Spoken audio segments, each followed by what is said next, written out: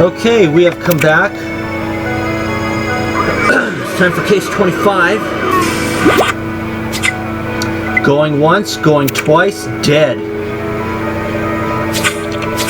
Thank goodness Mary Read got us to Tortuga a few days early, Matthew. Now it's time for King Louis XV's auction concerning the ownership of major French ports and plantations. In the altered timeline, Amon managed to ensure the Ptolemy regime's world domination by helping the Egyptian trading company win this auction. We must prevent this. I mean, I never imagined that I'd help the British Empire colonize new lands, but if we want to fix history, we must make sure the East India Company win the auction instead. Thankfully, we've got Blackbeard's treasure to help the British bid. Let's head over to the Severine Estates auction room and ask the auctioneer how preparations are going.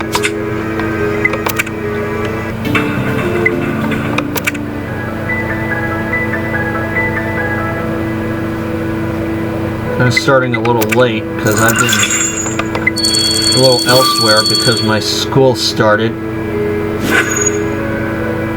And I've got a day off tomorrow.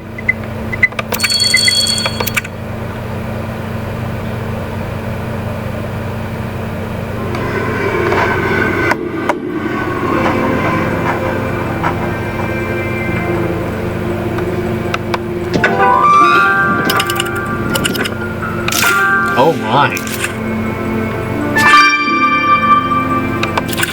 Headless.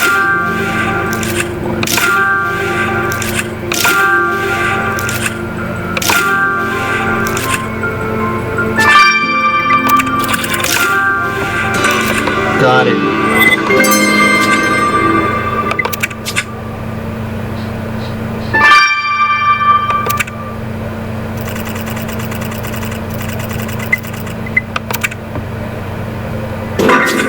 Matthew, that man you found on the couch, he's lost his head. It seems to have been blown off his body by a powerful force. This was murder, but who was he? Oh my gracious me, that man was Henry Pelletier. I heard a noise and came running. I was not expecting this. Madame, you knew this man? Henri Pelletier was a guest in my home. He was the auctioneer. The auctioneer? And who are you? I am Simon Severine and... Oh, I'm feeling faint. Please, Miss Severine, have a seat. We will need more information from you in a moment. Matthew, this murder must have something to do with the auction. Or is it unrelated? We better tell the team to keep an eye out for Mr. Pelletier's head. But in the meantime, this faded note is addressed to the victim. I'll grab your dusting kit.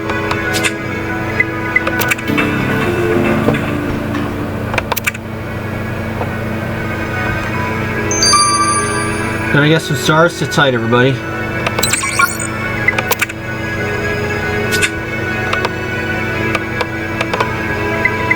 Alright. Let's get the faded paper out of the way first.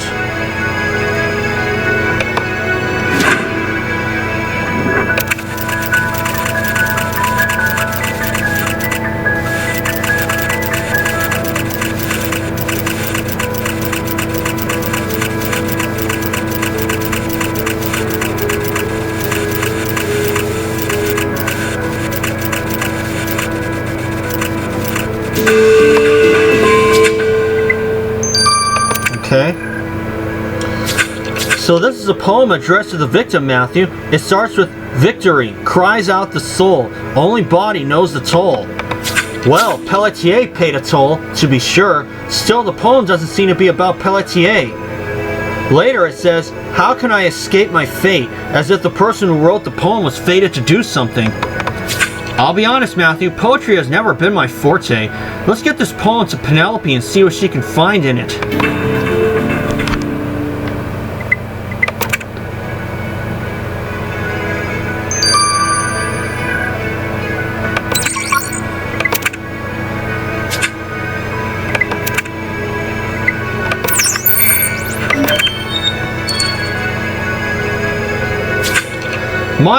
My word, I cannot believe that such a murder could happen anywhere, let alone in my home. Can you think of anyone who wanted to hurt Mr. Pelletier? Well, Pelletier was a lawyer. That could have made him a few enemies. Since he was acting as the auctioneer on behalf of King Louis XV of France, was the victim also staying here at your estate? Yes, he was. Every interested party in the auction is staying in my mansion by order of Louis XV. The French king and my late husband were friends. When the king was looking for a secure place to host the auction, he asked me. Sadly, this very high honor has been besmirched by the death of Mr. Pelletier. I shall direct you to his quarters. Thank you, Miss Severine. It will be helpful to visit the victim's bedchamber.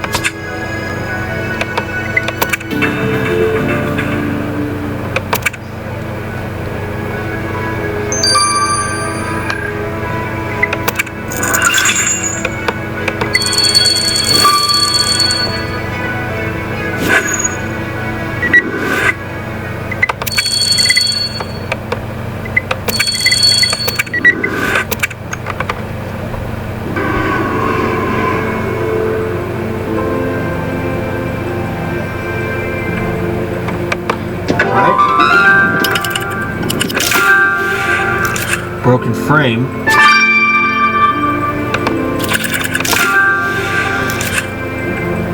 There we go, leather pouch. Okay, I see the ship.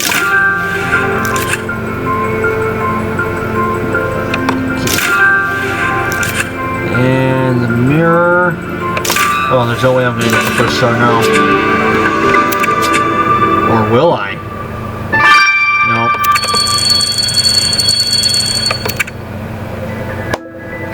What a lavish bedroom, Matthew, but we are in a colonial mansion in the Caribbean after all.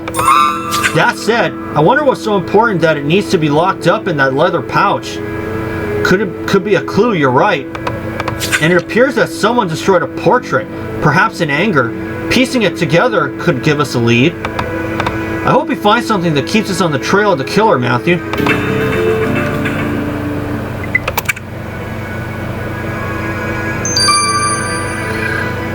Moment, folks. All right. Got myself a few stars. So. Oh, Mary Read.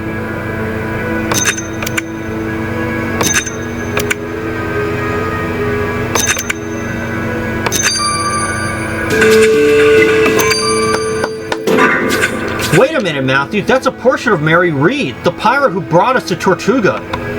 And this portrait belonged to the victim. Why would there be a portrait of Mary Read in the victim's bedroom? Let's go ask her.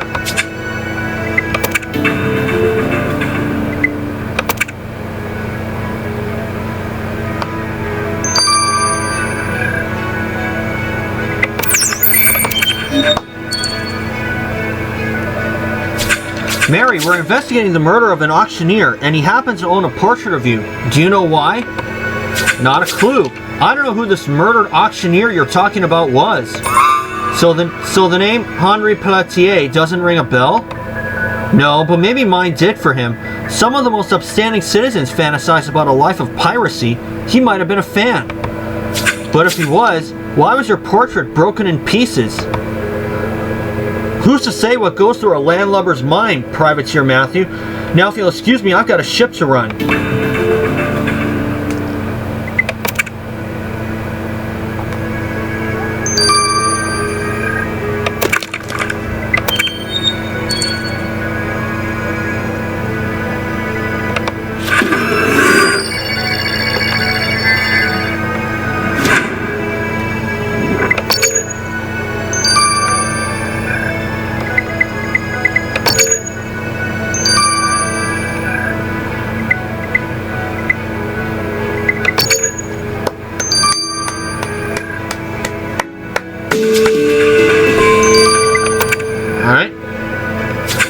This wax seal stamp must be pretty important to be locked up like that.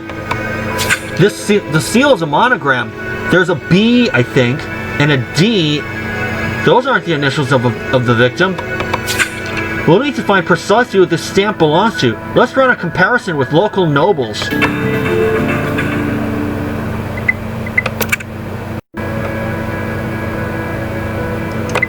camera ran out of film time, but let's get the wax stamp out of the way.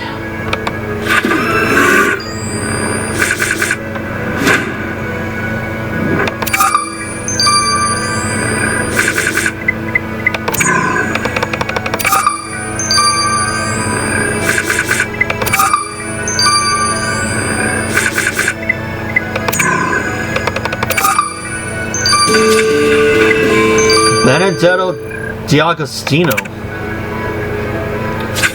This wax steel stamp belongs to a certain Benedetto D'Agostino. But if that's the case, why did the victim have it, Matthew? Let's go ask Mr. D'Agostino about this.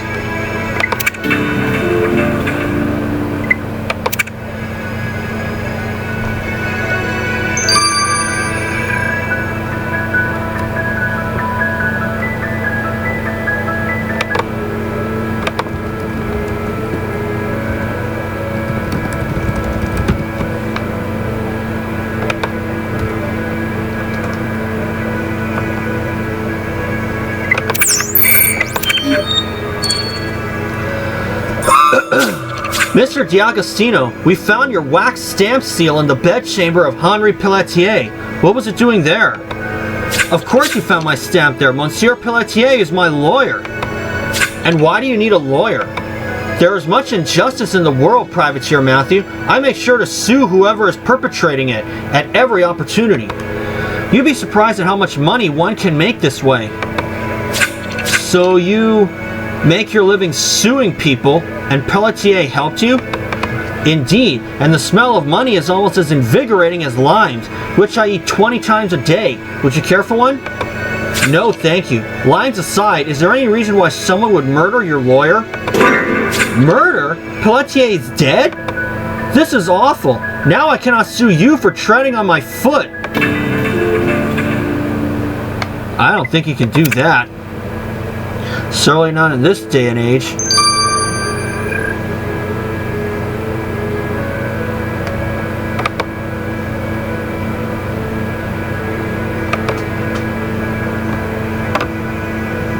And I'll see you guys when these two are finished. See y'all soon. Okay, we've come back. Let's get the results of the victim's body. Matthew, I haven't had a headless corpse on the table in a while. Pelletier's head was literally exploded away from the body. We did think it was an explosion, but what could have done this? Good question. The explosion was highly targeted. I found traces of gunpowder mixed with burnt tobacco on the victim's chest and shoulders.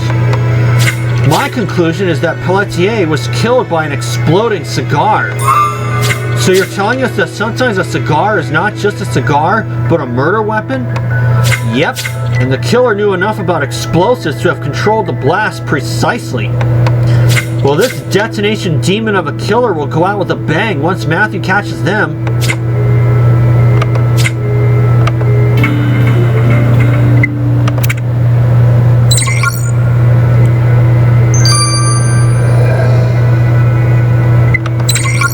Whew.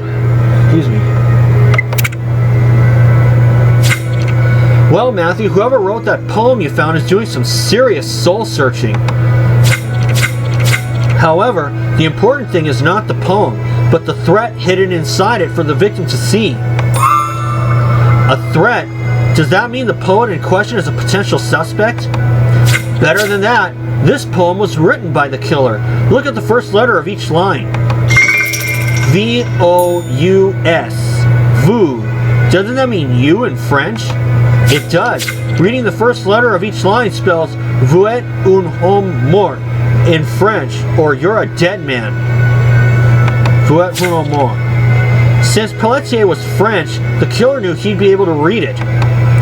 So whoever killed Pelletier knows enough French to pass along this message. The French have some penal colonies in the Caribbean. The killer will be able to parlez-vous with the prison guards.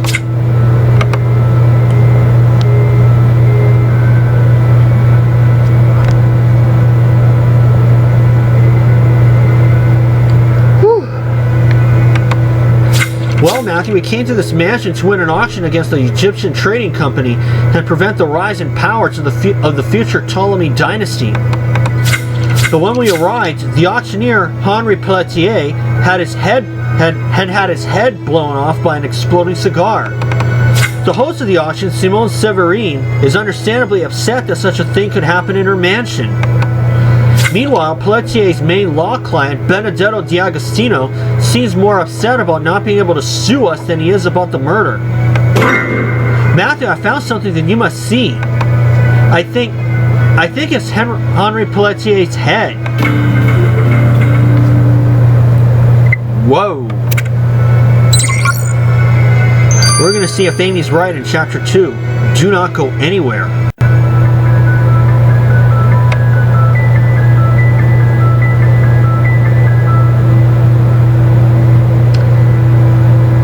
Alright.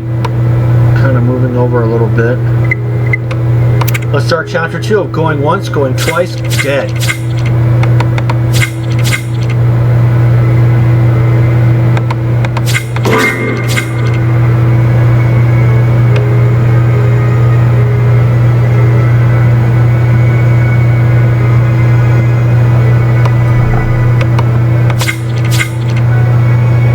Oh gosh. I think it's Henri Pelletier's head.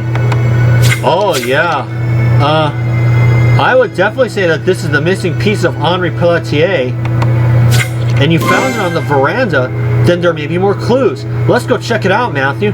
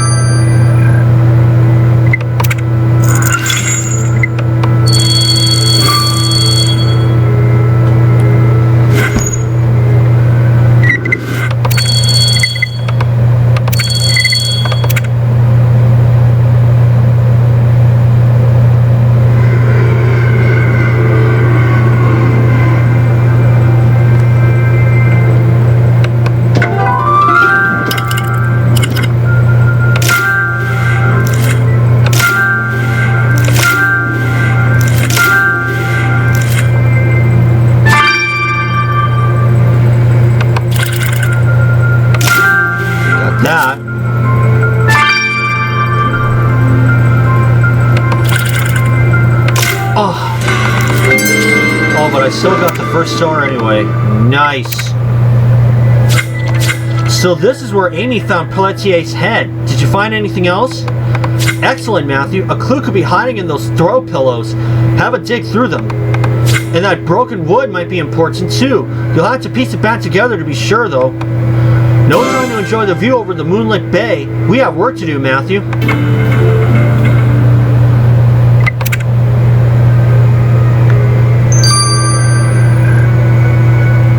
Moment, folks. Alright, I got 4 of the stars. I'll get the last star on my own time.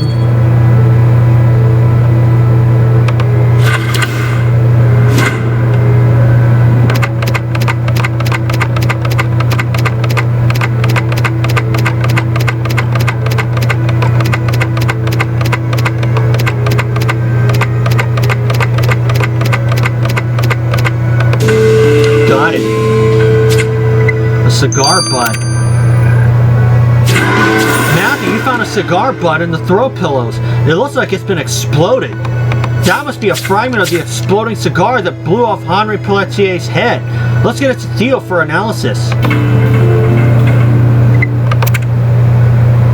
I didn't think cigars were that dangerous.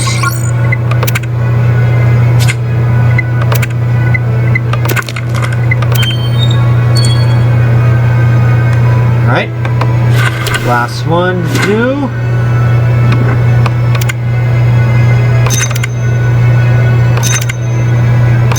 Got it. Matthew, the broken wood you pieced together looks like some kind of paddle. You're right, it's an auction paddle. It must belong to one of the 2 parties bidding at the auction. And that Eye of Ra makes it clear it belongs to someone bidding for the Egyptian trading company. I've asked around and it turns out that Captain Shafra is the auction envoy for the Egyptian trading company. We first met him when we were investigating Blackbeard's murder, remember? Matthew, this paddle means Shafra's already here for the auction, and finding his paddle this close to the victim's head doesn't look good. I agree. We better go talk to Captain Shafra.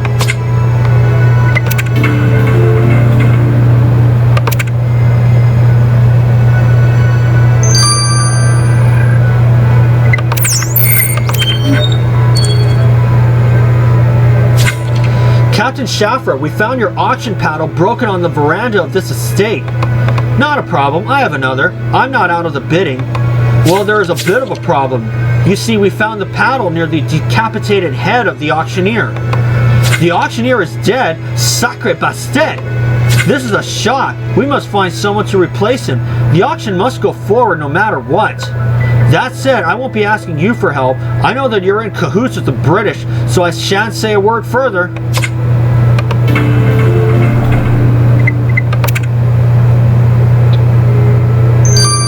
I'll let the cigar butt run its course. I'll see you when that's done.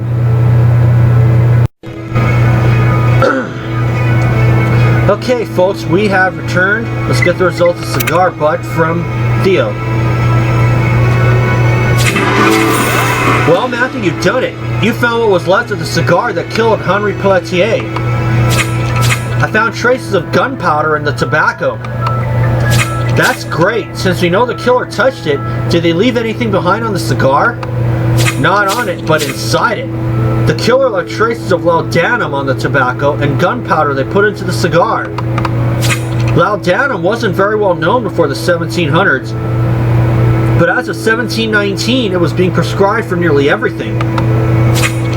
So it's not a total surprise that the killer consumes enough laudanum to have left traces on items they had touched, including the contents of the murder weapon. Well, the killer's laudanum-addled brain was clear enough to create a lethal cigar, so I'm sure they'll be fit to stand trial. But we had to catch them first. Good idea, Matthew. Let's go back to the victim's bedchamber. There could be something we've missed.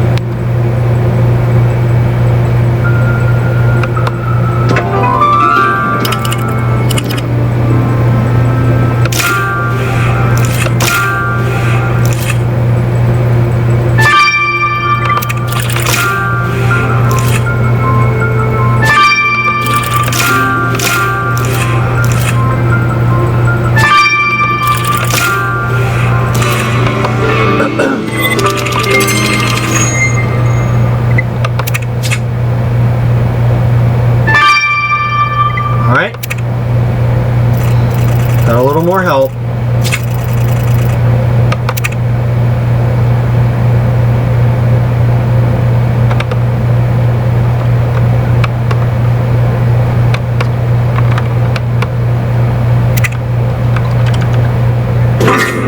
You found a noose in the victim's bedroom, Matthew. That's odd. The rope's too short to use, so the victim wasn't looking to kill himself. Could this noose be a threat? We better have a closer look at the red substance on the rope. That faded card was addressed to the victim. I'll grab your dusting kit so we can read the rest. And I wonder what that could be. What could be in that locked box? You're right, Matthew. It's worth a look. Let's get to work.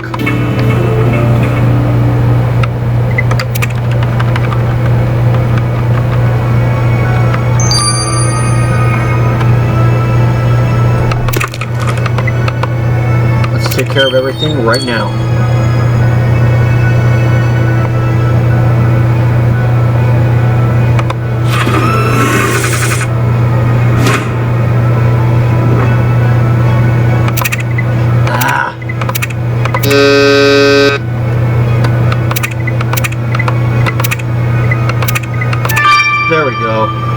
66262. 72266. Okay, and okay. 7 8 6 2 7. There we go. Got it.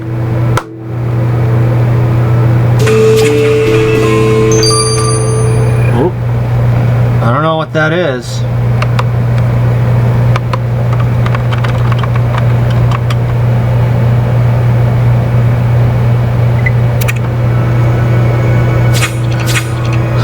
There was a wig in that locked box, Matthew. According to the tag, the wig belongs to Uriah Haddonfield. He's the head of the East India Company and the auction envoy for the British. We met him in Cape Verde. But why would one of His Excellency's wigs be in the victim's bedchamber? We better go ask Uriah Haddonfield about this.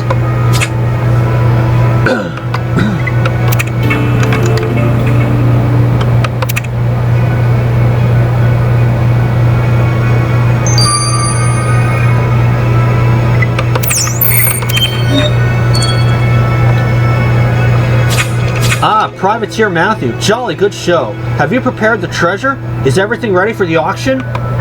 Yes, Your Excellency. Blackbeard's treasure is ready for your use, but the auction may be delayed. The auctioneer's been murdered, blasted by an explosive cigar. Oh, I say, was that what that dreadful noise was earlier?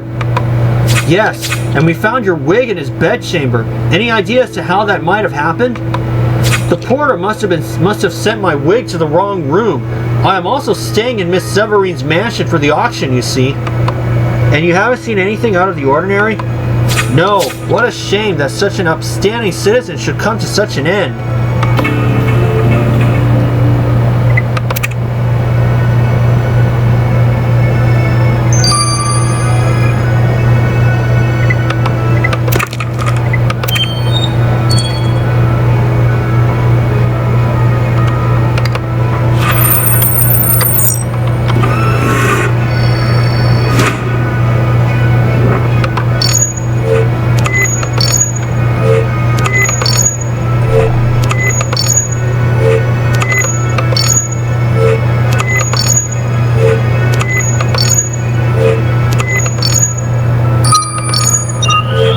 About time.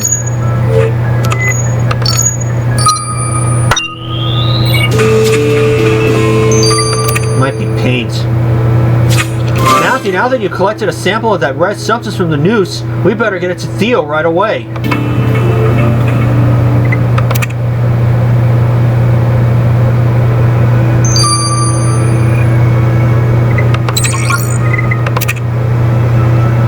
Alright. 12 hours. Now the faded card.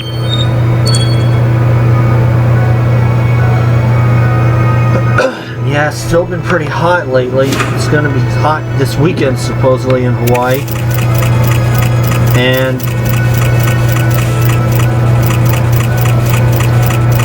especially with heading into a long weekend, a 3-day weekend. Normally it'd be 4 for me, but not this semester.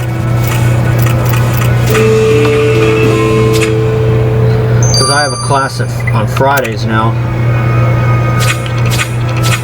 Matthew, that card to the victim was signed by Simone Severine. The note she left for Pelletier reads, "I'll show you how people should be treated." That's cryptic. We better go ask Miss Severine what she meant by that.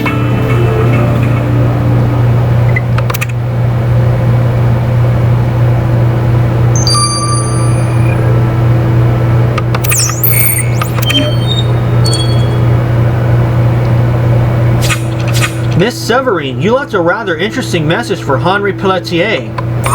Can you explain what you meant by, "I'll show you how people should be treated"? Oh, yes. Well, I once worked for Mr. Pelletier before I became rich providing explosives for mining. He was horrible. For instance, he often withheld pay from an employee simply because he was in a foul mood. So why would you be willing to host him for the auction? When the King of France asks you for a favor, you do not say no. Besides, I wanted to show Pelletier how far a person could come up in this world without being cruel to others. Aussi simple que ça. Well, unfortunately, someone was rather brutal with him on your estate, and we will discover who. Yes, we will.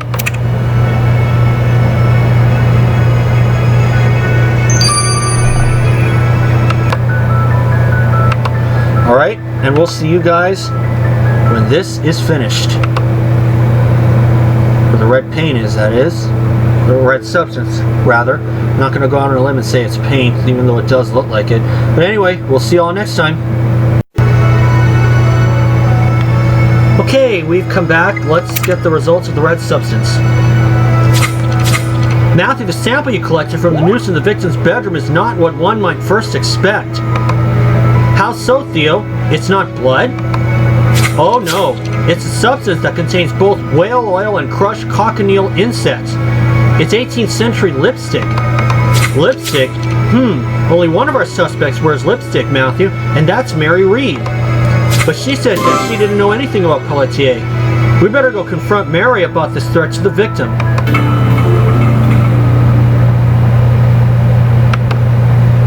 Okay.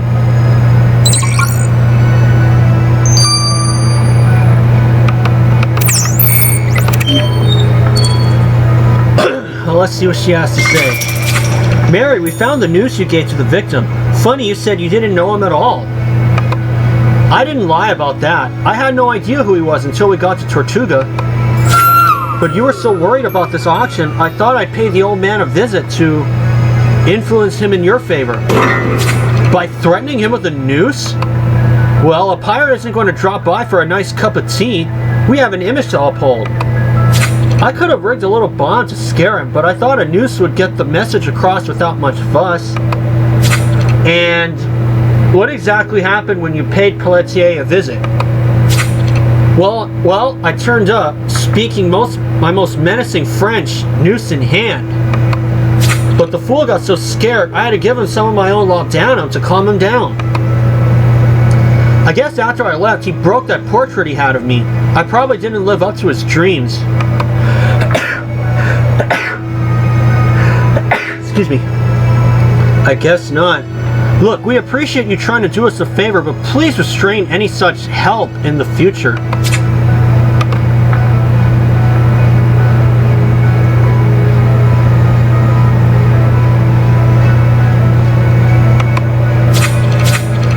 Matthew, I don't know about you, but I am having a hard time seeing someone here who would give the auctioneer a lethal cigar. Neither Captain Chaffra nor Haddonfield would act against their own interests and stop the auction by murdering Pelletier. And Simone Severines wanted to show the victim that she could be the bigger person. That said, she did make her fortune in explosives. Then there's Mary Reed. She scared the victim to influence his decision in the auction in our favor, but was she... Wait a minute, Matthew. Do you smell smoke? Oh no! Fire! Holy God.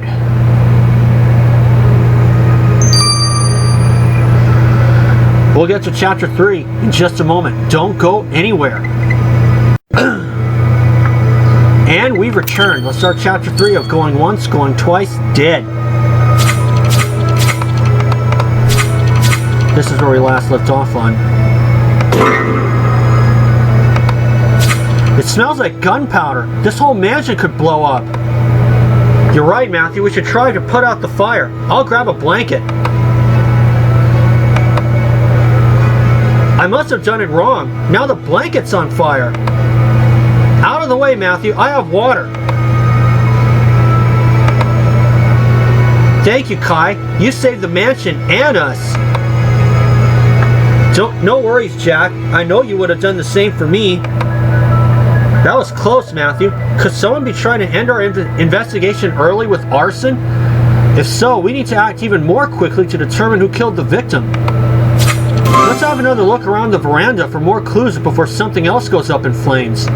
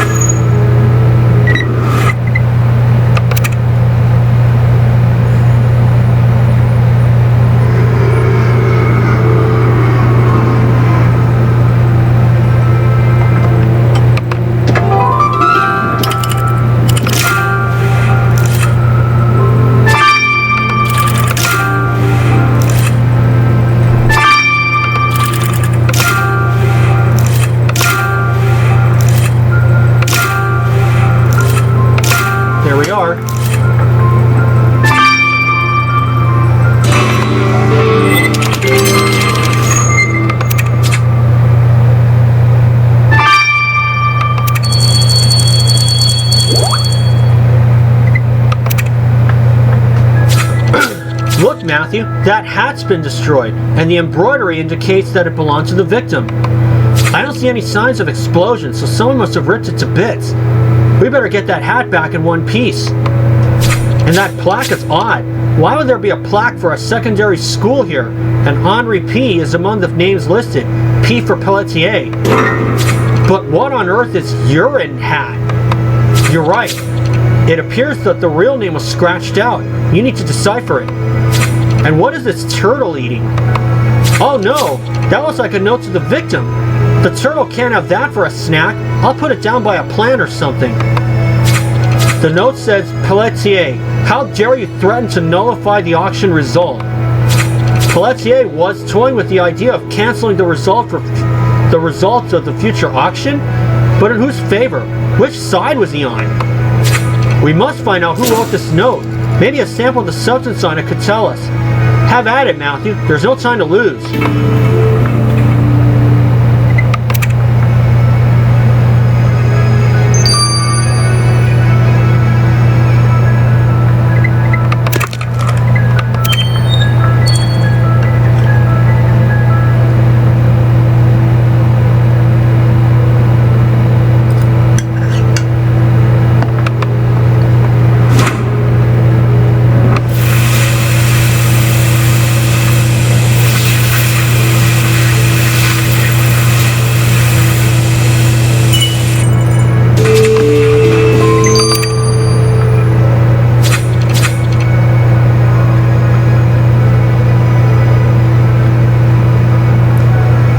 You got a sample of the crumbs off the notes of the victim, Matthew. Time to get it under a microscope.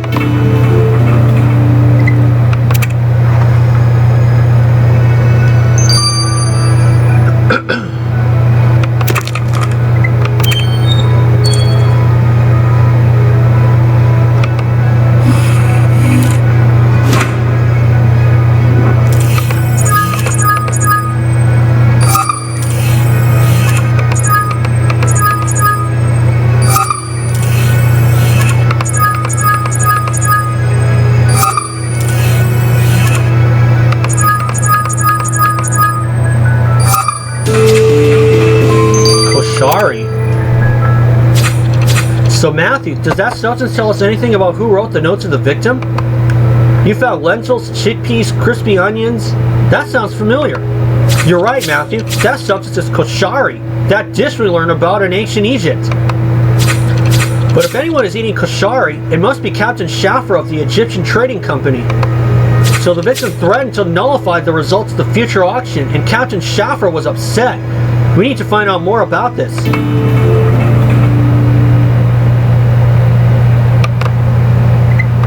Okay. Check one thing. Now let's talk to Captain Shafra. Captain Shafra, we found a note you wrote to the victim. What's this all about him threatening to nullify the future auction results? Well, Pelletier and I had an altercation. He was so snooty just because he was appointed as auctioneer by the King of France. He called me dirty Egyptian scum, and he said that even if we outbid everyone, he would nullify the results of the auction. Pelletier believes himself superior to everyone who isn't white. I considered leaving some harmless fireworks to go off in his room in the middle of the night to get back at him. If you knew you weren't going to win anyway, perhaps you decided to skip fireworks and go straight to full-on detonation. No, never! I need this auction to go forward. I only considered scaring him a little with a few small explosions, not killing him. Besides, I had such a horrible headache, I couldn't think straight. I decided to ask the hostess for some laudanum to ease the pain. Well, no matter what you say, Captain Shafra, the evidence will tell the truth about the auctioneer's murder.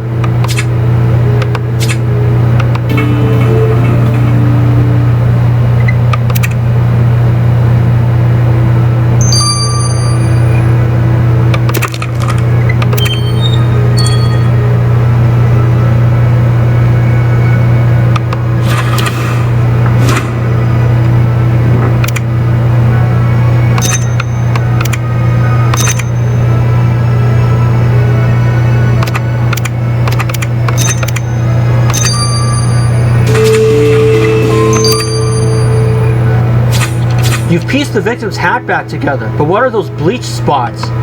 They seem to be exactly where the hands that tore it would be.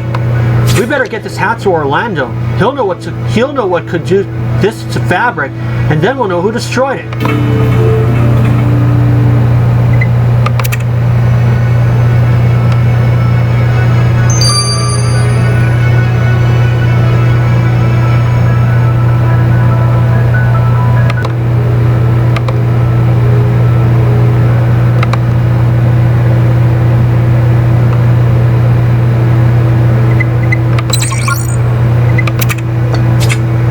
Okay, now metal plaque.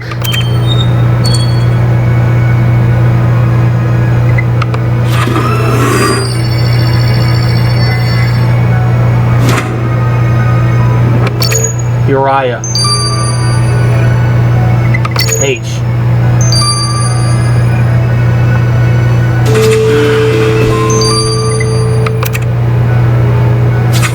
So the mystery name scratched off of the plaque was Uriah H. H as in Haddonfield, but that's the British auction envoy. So that plaque was for a secondary school. You mean to tell me that Uriah Hat was Uriah Haddonfield's nickname in school? Sorry, Matthew, I know I shouldn't laugh. This is serious business. You're right. Both the victims and Uriah's names are on that plaque. That means that they went to the same secondary school. Perhaps the victim gave Mr. Haddonfield this nickname. We better go find out.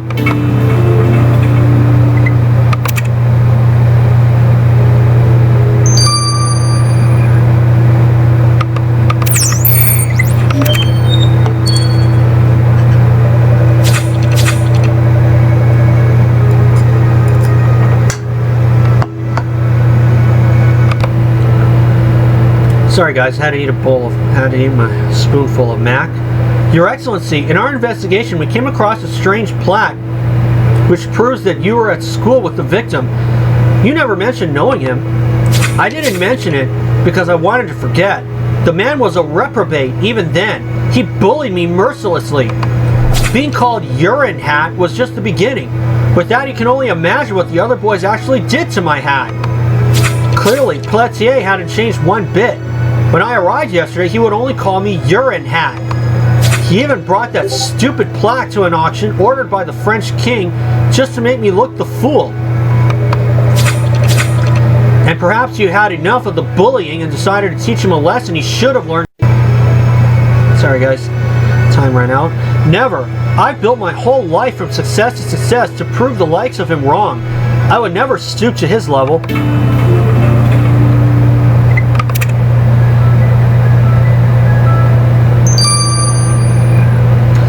I'll let the hat run its course. For now, this is Matthew. I'll see you soon.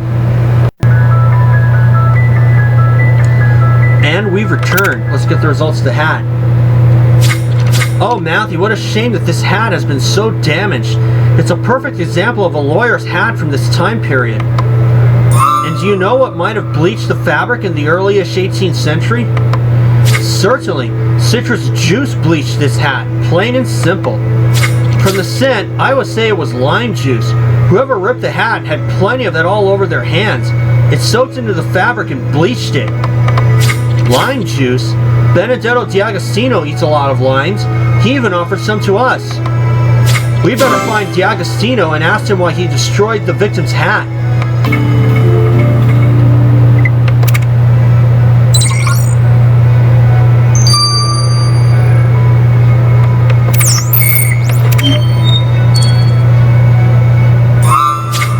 Mr. D'Agostino, can you please tell us why you ripped up Henri Pelletier's hat? Oh la la, I rip up his hat so d'un coup you think I killed him. So d'un coup you think I killed him? This is provocation.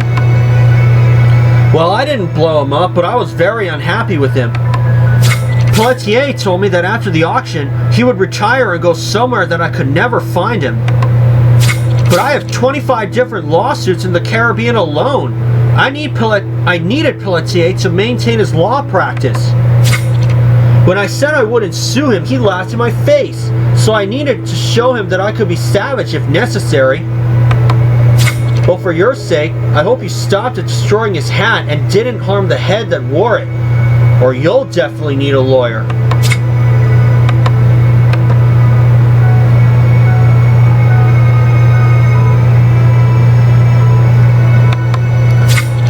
Well, Matthew, at least now we have some clear suspects in the murder of Henri Pelletier. The victim bullied his former schoolmate, Uriah Haddonfield. Pelletier was completely racist to Captain Shafra and said that he nullified the result of the auction if the Egyptians won. It looked like the lawsuit-loving Benedetto D'Agostino was the only one with affection for the victim. That is, until Pelletier announced his approaching retirement. Good point, Matthew. Pelletier would have never even been here if not for the auction. Let's have one last look around the auction room for clues.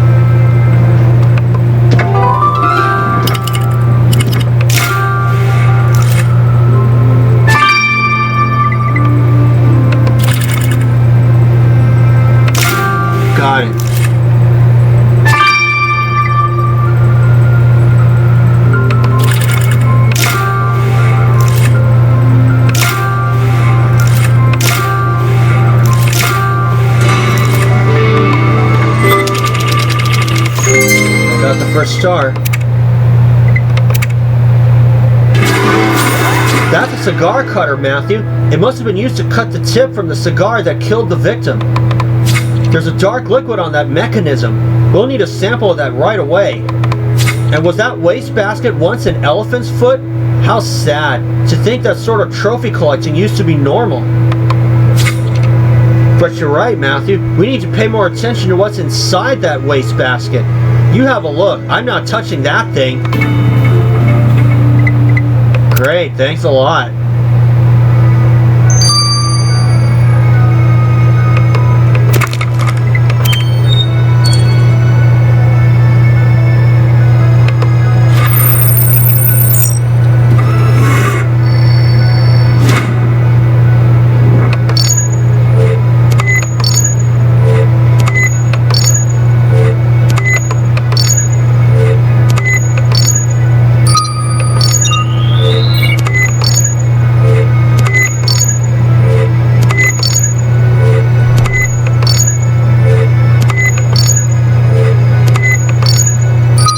Got it.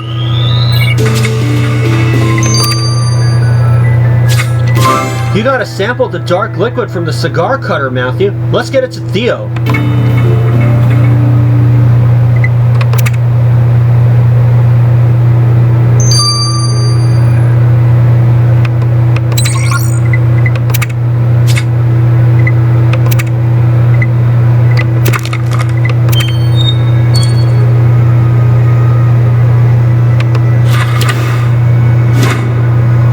Let's see.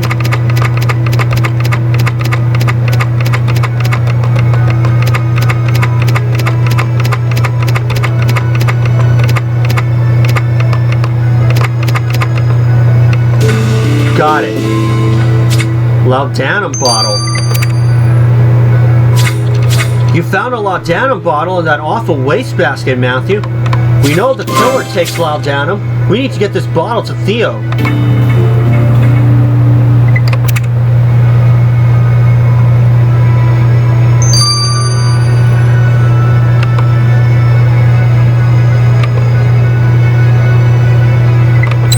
Hours. And I'll see you guys when these two are done tomorrow. For now, this is Matthew. I'll see you soon. Alright. Alright, we have returned. Let's get the results of the black substance and put a killer behind bars. Well, Matthew, unless the killer is an octopus, there can only be one explanation for this substance on the cigar cutter. An octopus? What the... Come on, Theo, we don't have time for riddles. The sample of the dark liquid you sent me is ink. The victim had no ink on him, so the killer must be the one who made the mess. And if the killer spilled this much ink on the cigar cutter, imagine the ink stain they have. To say nothing of the stain on their character, we'll keep an eye out for a suspect with an ink stain then.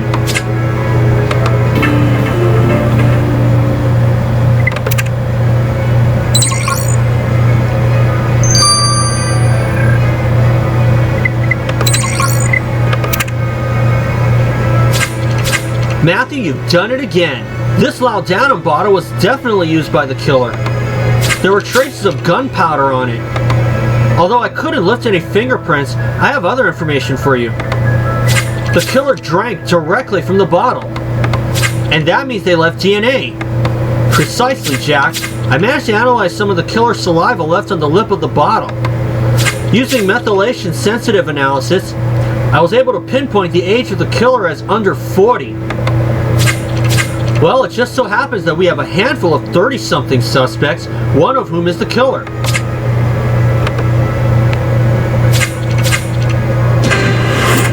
Here we go, Matthew. We have everything we need to catch Henri Pelletier's killer.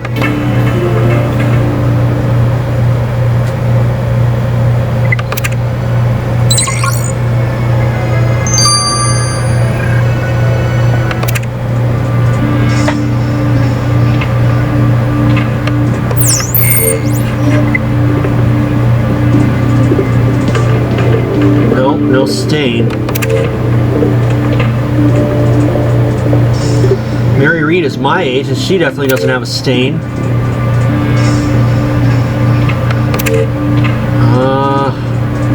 Oh, it's not Captain Shafra.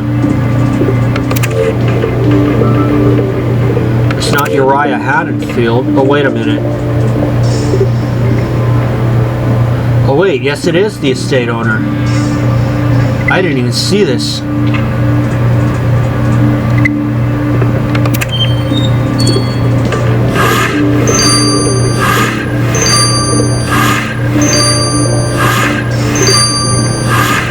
Thought for sure it was Captain Shaffer, but he's 47. Miss Severine, you're under arrest for the murder of Henri Pelletier. Moi? How dare you accuse me of such an awful act? We dare because we have proof. You let the victim a threat in French. French is not uncommon among the well-to-do and educated. Is an ink stain also a mark of sophistication?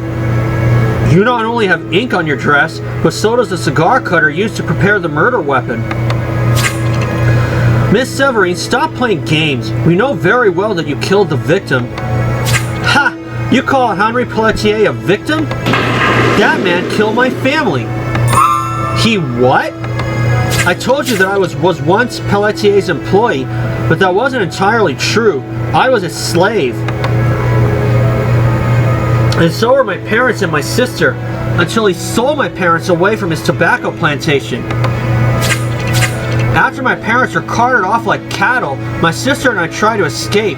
We made it to the swamp nearby, but my sister was caught. From a distance, I saw Henri Pelletier himself whip my sister to death.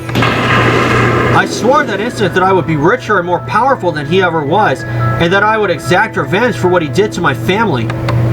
Then you made a fortune in explosives. Yes, I married well. My husband, may he rest in peace, taught me everything about gunpowder and explosives. When the chance to host the auction arrived, I knew that Henri Pelletier would be called upon to act as auctioneer. Finally, I had my chance to kill the man who killed my sister, and that old monster only recognized me just as I struck the match. If only I could light that cigar 1,000 times more. Once was enough, Miss Severine. I'm sorry for your heartbreaking past, but you are under arrest. We will present you to the Tortugan legal authorities.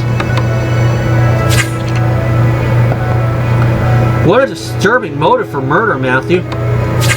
But I can understand Miss Severine's hatred of Henri Pelletier after what he did to her and her family. I'm not sure that I would have done the same if I were in her shoes. But, as upsetting as this murder has been, we came to Tortuga for one reason only, the auction. We have to be sure that the East India Company wins rights to the French ports and plantations of the Caribbean. If we don't, the Ptolemies will retain their regime in the future, and we cannot let that happen.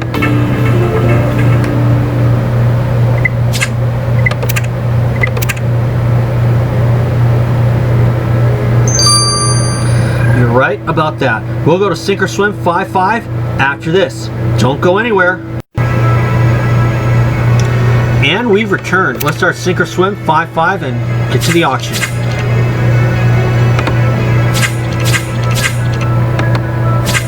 This is our best shot at keeping the Ptolemies from gaining incredible influence and wealth and thwart their access to power. Privateer Matthew, some strange Egyptian has been lurking around the auction room, not Captain Shafra, some other fellow. He was mucking about with the auction candle. The auction candle? Ah, this is your first candle auction. Right, a candle is lit at the start of the auction. Everyone bids as they usually would. But the second the candle flame goes out, the auction is over and the last bid wins the lot. Which means it's not only about having the most money, it's also about luck. So a suspicious Egyptian is messing around with the candle that could ensure an auction win. Privateer Matthew, are you thinking what I'm thinking? This stranger could be Amon. I haven't the slightest idea what you two are going on about, but I'm counting on you to investigate this candle business. Oh, and my daughter Isadora is in a state. Perhaps you could speak with her? Oh, I love to see a bit of Tortuga now that I'm not blue and scaly anymore. I'll go talk with Isadora. And Matthew, I'll meet you in the auction room to check out that candle. Let's do this.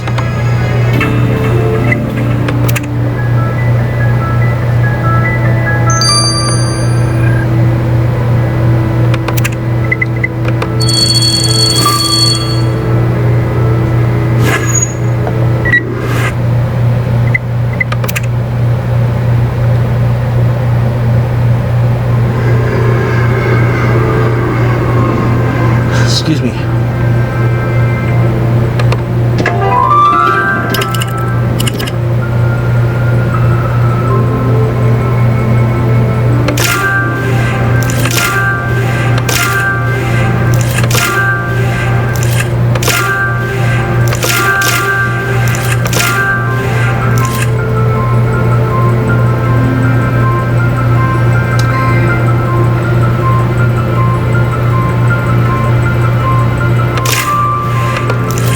Oh, there, lantern.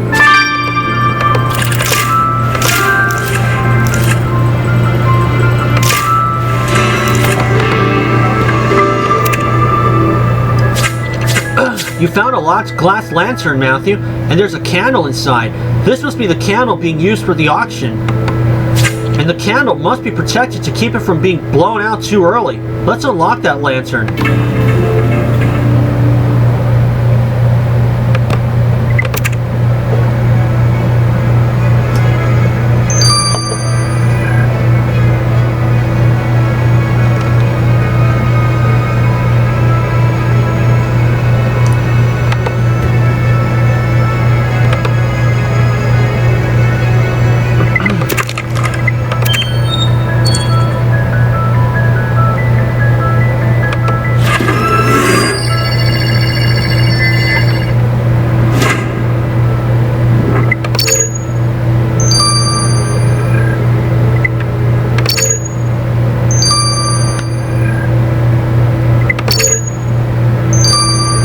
Got it.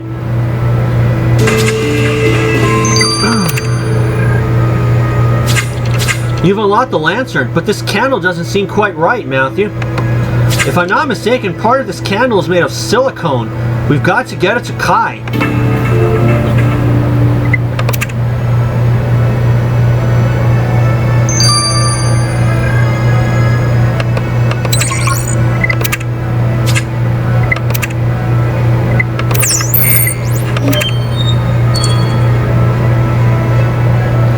Isadora, your father told us that something was troubling you, so we've come to help. Oh, Privateer Matthew, Mary Reed has been arrested and sent to prison. There is even talk that she will be hung tomorrow morning. Mary Reed is in prison? Yes, and it's all my fault. I went to her and asked to join her crew. Suddenly the authorities appeared and carted her away. You asked to join up with a band of pirates? I know you dream of sailing the seven seas, but you must realize how dangerous that is. No matter, I can brave the wildest exploits if I am far from land. And I am certain that there is a law against imprisoning pirates on Tortuga. You must know something, Privateer Matthew, surely. Never fear, Isadora. We'll go look in the deceased auctioneer's bedroom. He was a lawyer. There must be some sort of law book there. Thank you ever so much, Privateer Matthew. Please excuse my outburst and take this meager sum to help you in your inquiries.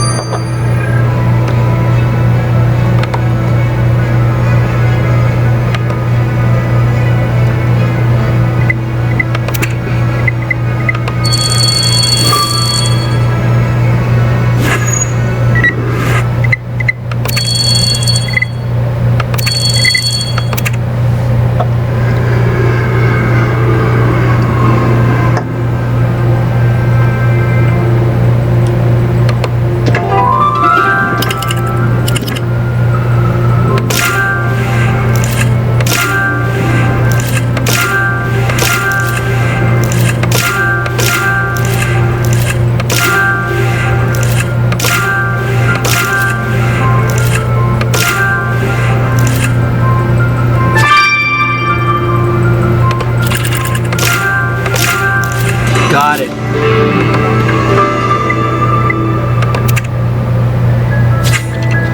Excellent, Matthew. You found a pile of books. There must be a law book you can find in there that can help us get Mary Reed out of prison.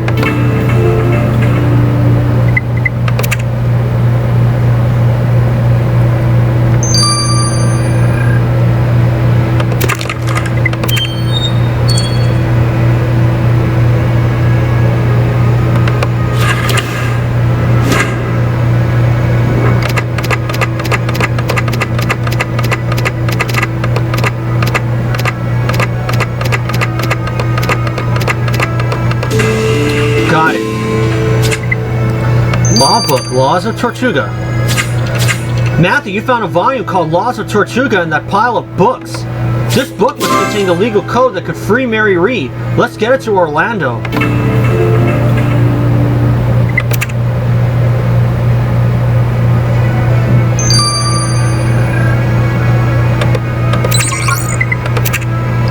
And I'll see you guys when these two are finished. See y'all soon. Okay, we have come back. Let's get the results of the candle from Kai. Matthew, your instincts were right. This candle is definitely silicone, which means that it came from the future. Amal must be here, tampering with the auction. Yep, he switched out a normal candle for a candle with a simulated flame that can be turned off by remote control. With this candle, he could turn off the flame at will. So that's how Amon intended to win the auction, by forcing luck to be on his side. Then it wouldn't matter that we have more money than the Egyptian Trading Company, because we wouldn't have time to place the highest bid. Well, tough luck for him. Now all you need to do is replace this fake candle with a real one over which Amon will have no control. And win the auction thanks to Blackbeard's treasure. Well, Matthew, I'll replace the candle, but we'd better tell Haddonfield not to worry about the auction as well.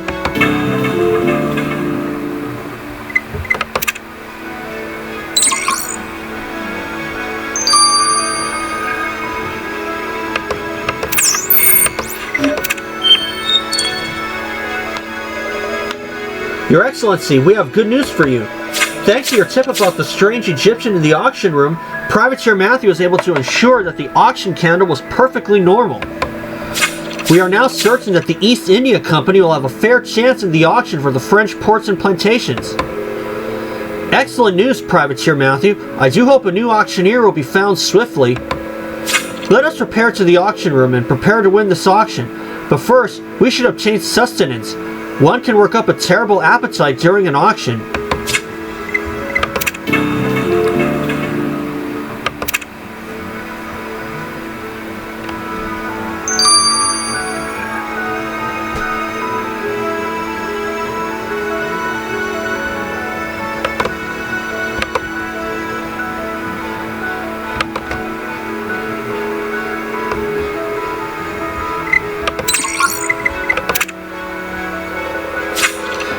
Matthew, it's such a thrill to have access to this historical document. Can anything in that book help us free Mary Read? Well, I can tell you that Tortuga is the Switzerland of privacy, of piracy. That is to say, it's neutral ground. Let me quote, "And on the Isle of Tortuga there shall be no pirate, nor anyone so suspected of piracy arrested, jailed, or executed." Isadora was absolutely right. The Tortugan authorities had no right to imprison Mary Read or threaten her with execution. Well, I'm glad. Mary saved us from Amon and helped us get to Tortuga.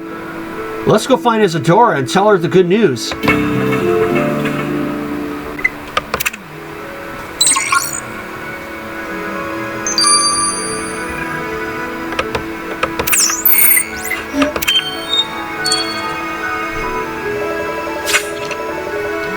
Isadora, you are 100% correct. We have proof that will free Mary Read from prison. That is excellent news, Privateer Matthew, and I have wonderful news of my own. I happened upon this gentleman, his name of Quentin Montague. Although unfamiliar with Tortugan law, he is a lawyer, and he has agreed to assist with our effort to free Mary. Why, Mr. Montague, what a surprise to see you on Tortuga. We last saw you when we shipwrecked. Quite, Privateer Matthew. After that rapscallion made you flee our island, we and your old crew were quite desolate. But the flare your friend left behind permitted us to signal to a passing ship a few days later. Now we have all finally returned to civilized society, at long last. Well, after your ordeal, it's very kind of you to help Mary Read, Mr. Montague. She may be a pirate, but the law is the law. She will be free in no time at all. Excellent. Let's go get Mary Read out of jail.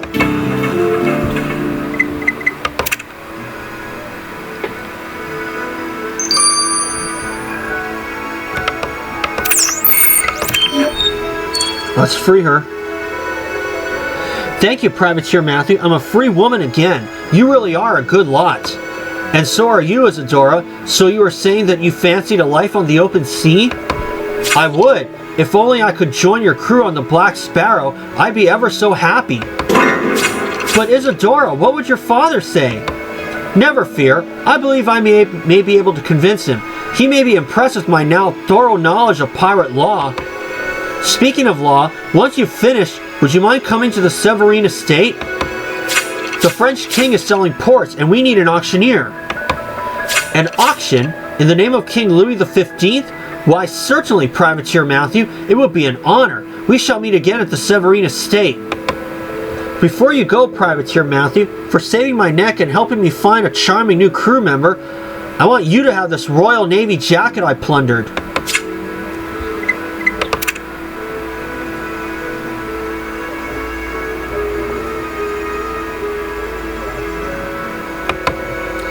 Captain Shafra, I see you brought an assistant. Will he carry your body away after you faint from losing this auction?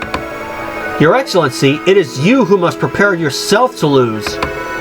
What utter nonsense, Captain Shafra. We shall see about that. Your Excellency, Captain Shafra and your +1. I am pleased to present the new auctioneer, Quentin Montague. Gentlemen, I will have the honor of officiating the auction for Louis XV strategic ports and plantations in the Caribbean. Shall we begin, Mr. Montague?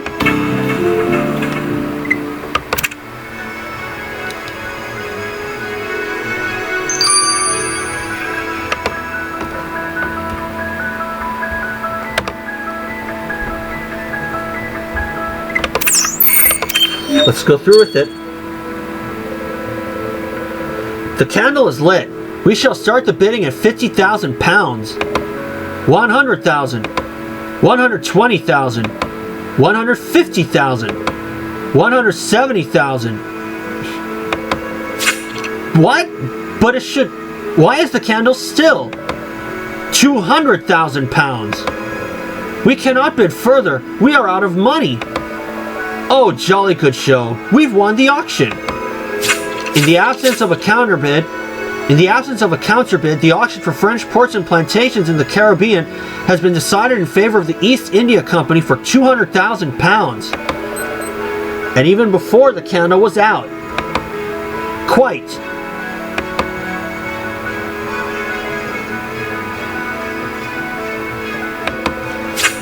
By Jove, Privateer Matthew, the East India Company won the auction. History is saved. Ha! You think you've won, but you won't get away with this.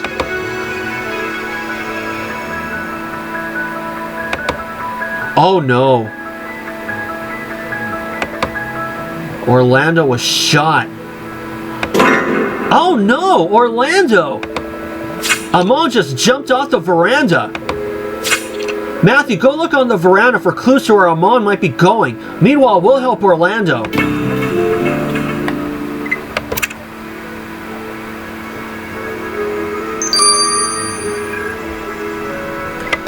I gotta say, I did not see that coming.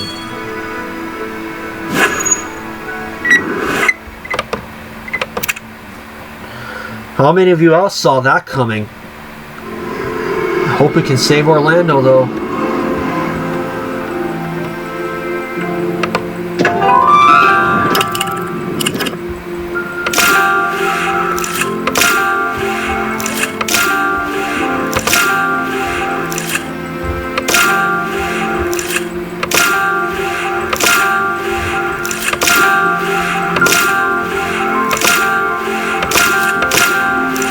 Got it.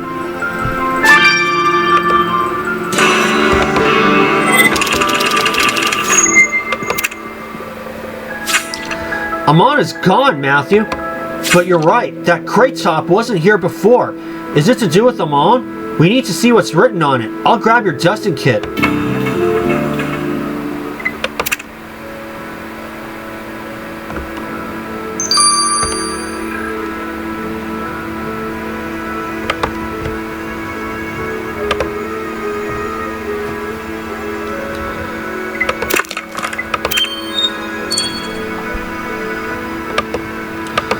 Oh boy.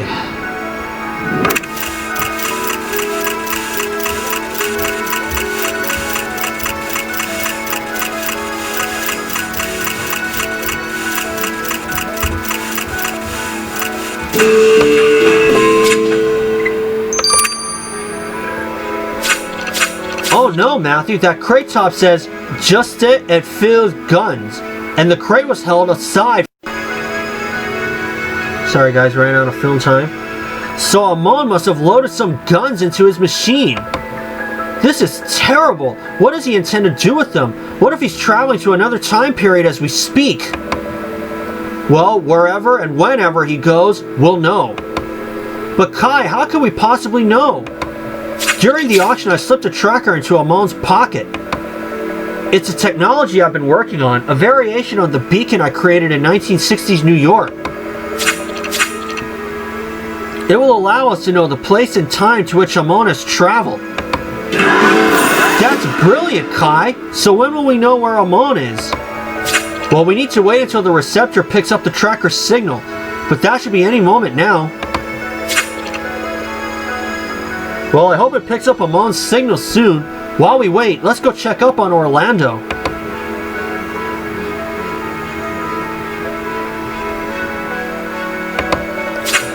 Amy, I wanted to let you know that I managed to remove the bullet from Orlando's shoulder. He's recovering now. Oh, thank goodness. Thanks for telling us, Janice. If I could get my hands on that Amon boss, I swear. I hear you, Penelope. We can only hope that Kai's tracker will work and tell us where Amon's taken his time machine. I'm sure Amon left for another time period, no doubt to try and keep the Ptolemies in power even without access to the trade routes. I wonder what he intends to do with those guns. Is he planning a revolution or... You guys, I got a ping from the tracker I put on Amon. He's in the Mongolian Empire, 1235. You're telling me Amon took guns and ammo from the 18th century to 13th century Mongolia? This is not good. Kai, do you have exact coordinates? More or less. I'm sure about the place, although the date could be off by a few weeks. That tracker's still very new technology. No worries, Kai. This is already more information than we could have hoped for. Alright, team. We're set to jump to the Mongolian Empire in 5, 4, 3, 2...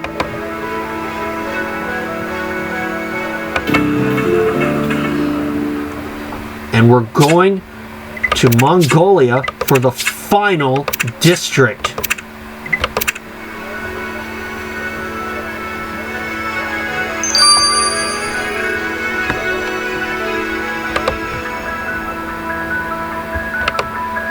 We're preparing for the end.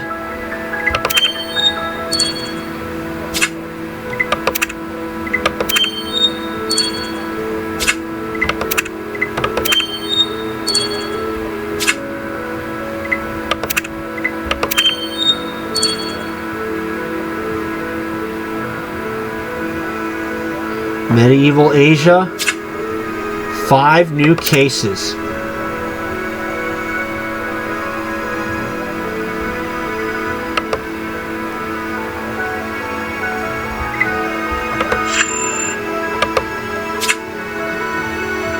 September 5th, which is another Thursday.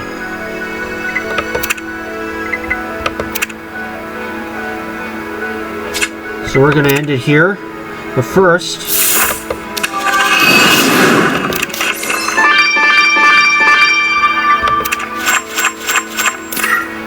40 stickers.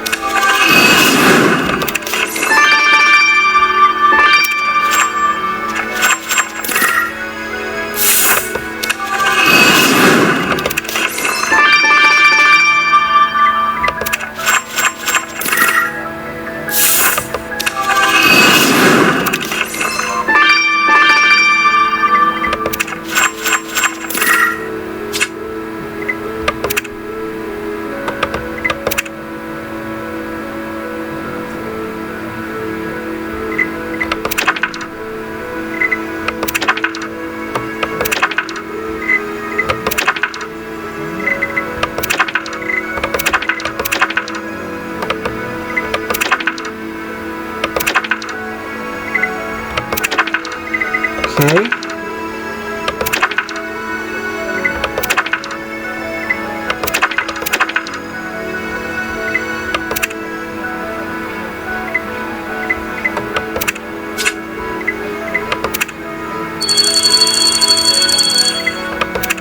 I'll see you guys on September 5th for the next case. So for now, this is Matthew. Thank you for watching. I'll see you all for case 26. We're in the final district. I'll see you all soon.